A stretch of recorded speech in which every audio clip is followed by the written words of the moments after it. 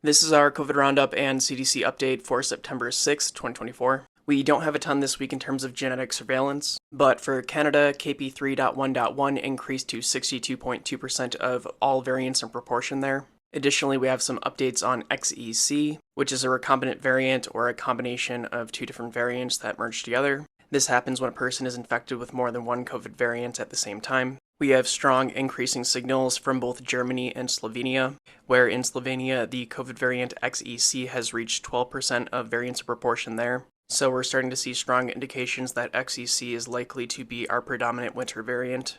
When we look over to our COVID outbreak tracker, we see that it's making up about 5% of COVID variants in California.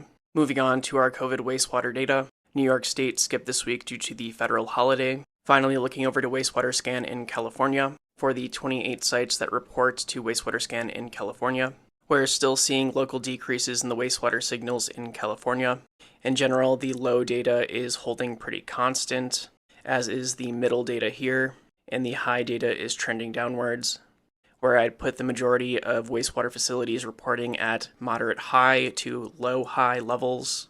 Next, moving on to the 148 reporting wastewater facilities across the US to wastewater scan, we're starting to see a clear decline in the signal nationally.